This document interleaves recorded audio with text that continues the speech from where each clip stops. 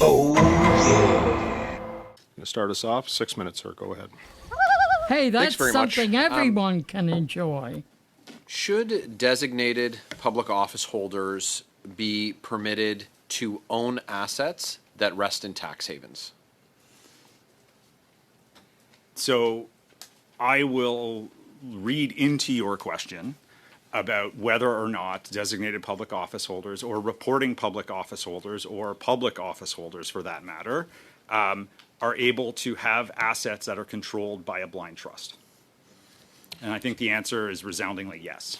So the question is specifically about the assets, in this case, if they're in a blind trust, being in a tax haven. So if the investment is one made in a tax haven, is that appropriate for a parliamentary secretary, a minister, a prime minister to hold their assets in tax havens? Okay, so the first thing I would ask you is, what do you define as a tax haven?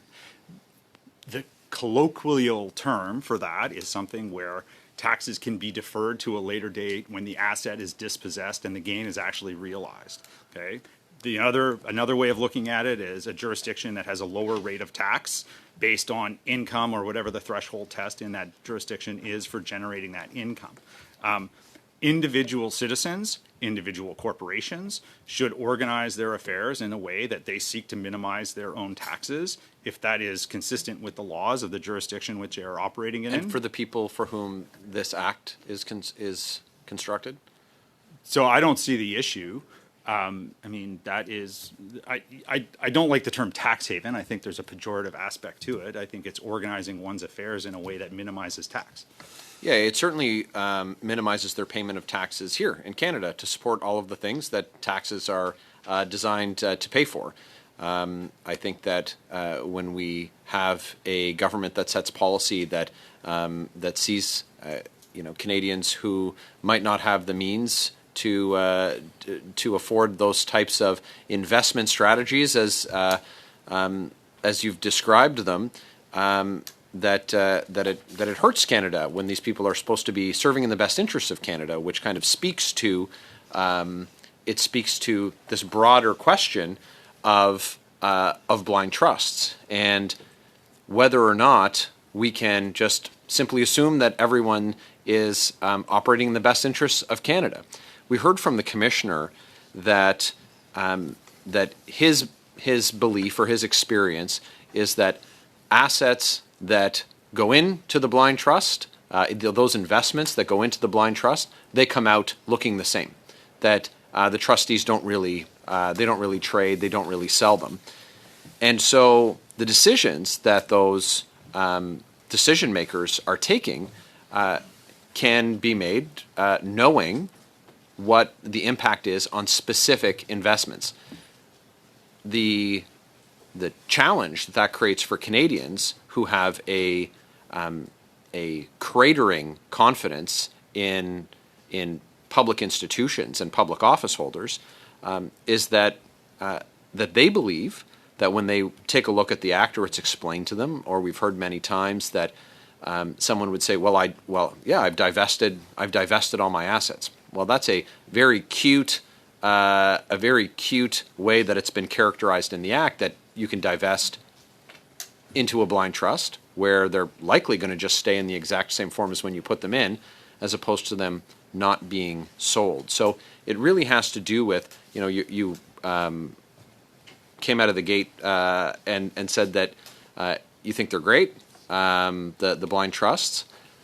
Do you think that they do service to the improvement or improving on Canadians' confidence in elected officials, that they're acting in the best interest of the country and not the best interest of themselves, like, for example, one who would hold office while also holding their assets somewhere where they don't have to pay tax here in Canada to pay for all of the things that Canadians rely on: public health care, transportation, border security, our national police force, and so on. So I think the first thing I would do is I take you back to your question about the tax havens and say, well, it's a good thing the last budget talked about the global minimum tax, which would do a lot to equalize that. on a country by country basis. The second thing is I would actually question the underlying assumption that your question is based on, and I use what I call the soccer field and ringette arena test. And when I talk to the people that I spend time with while watching our children play sports, they don't bring this up as an issue that is of concern. Like, they have more fundamental concerns, and far be it for me to tell you what your constituents are telling you. You've got their ear at the door, absolutely.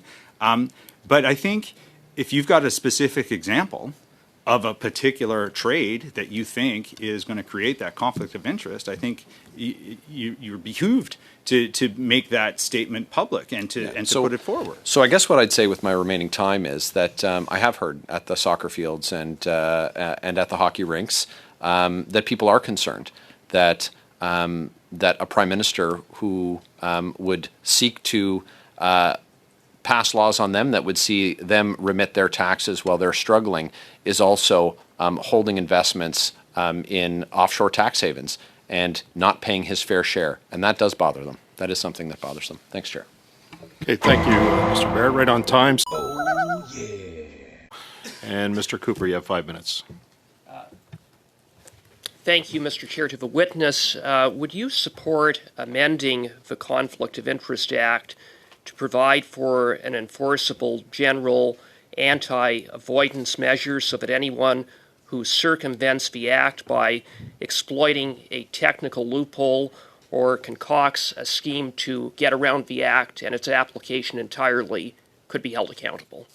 So GAR rules are in place in many other statutes in Canada, starting with the most important one, which is the Income Tax Act of Canada. Okay, so those types of rules have been used effectively to do exactly what you are looking to do, which is to avoid the ability for individuals to design legal mechanisms to avoid taxation. Now, avoiding taxation and delaying taxation are two very, very different things. So now in this particular case, if someone is creating a construct that would allow them to advance a private interest, I think this goes back to the question from Mr. Terrio. Like, that's an ethical question, not a legal one. It would be interesting to see what that rule looked like. Certainly, I would be happy to comment on a rule once it's been designed. But a general anti-avoidance rule in this area, I think, undermines the whole purpose of the Act. Like, anyone who's willing to design that kind of a tool to avoid the application of the Act, they're going to find another way around it. I would cite one example. It's one we faced last fall when Mark Carney, before he became Canada's most conflicted Prime Minister, was appointed as, for all intents and purposes, Justin Trudeau's economic advisor. Now, as the Prime Minister's advisor, Mr. Carney should have been subject to the Conflict of Interest Act. However, Mr. Carney and Mr. Trudeau effectively cooked up a scheme whereby Mark Carney was not technically in the PMO, but instead supposedly housed in the Liberal Party as the so-called chair of the Liberal Party's task force on economic growth, as it turned out to be nothing more than a one-man task force. Mr. Carney, also that Mr. Carney could avoid accountability, skirt the law by getting around the Conflict of Interest Act, and hide his multitude of conflicts of interest from Canadians. It was a complete and utter sham.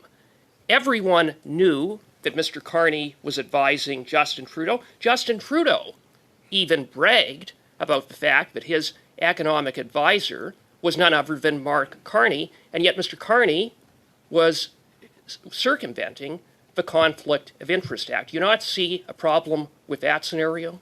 So the Conflict of Interest Act applies to people who are actually in office.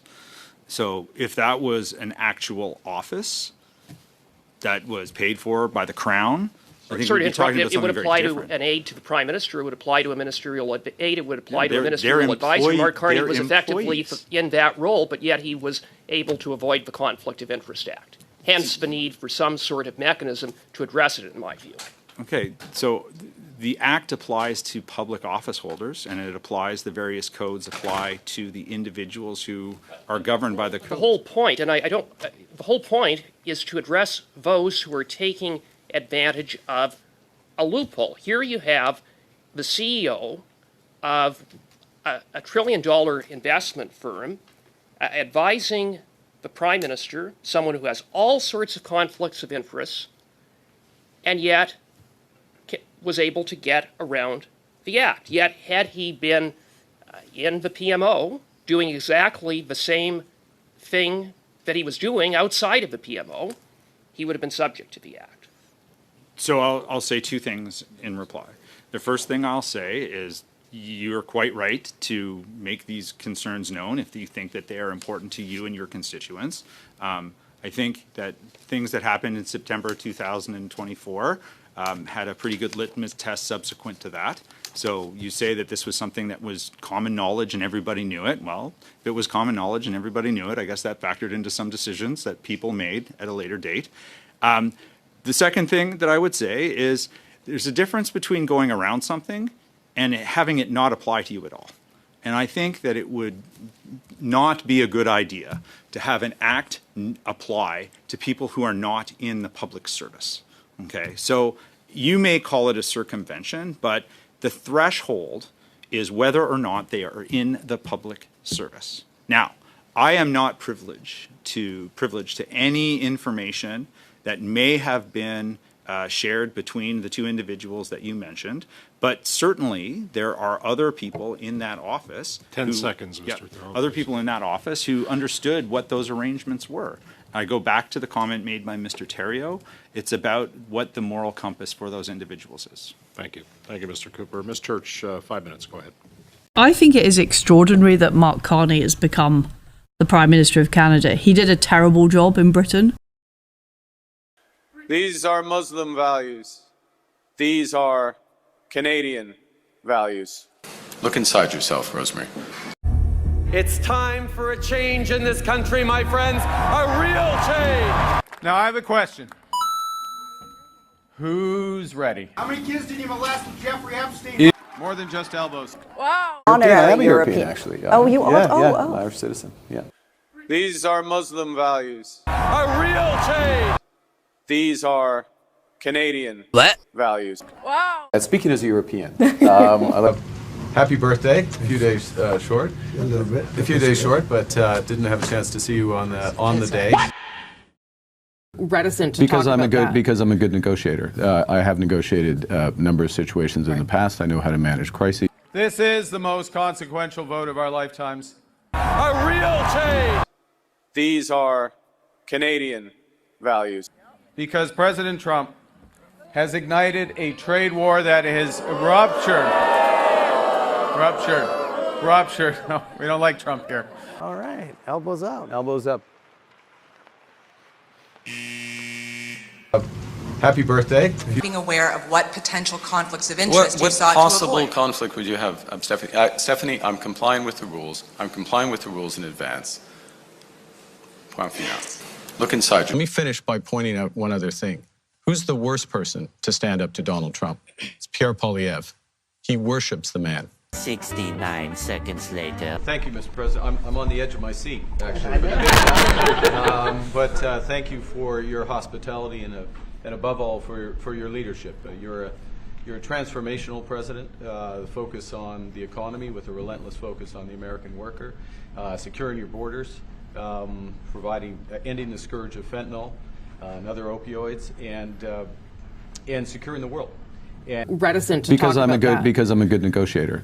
I have negotiated a number of situations in the past. I know how to manage crises. How many kids did you molest with Jeffrey Epstein? More than just elbows. Country in the world has supported the plan. Yep.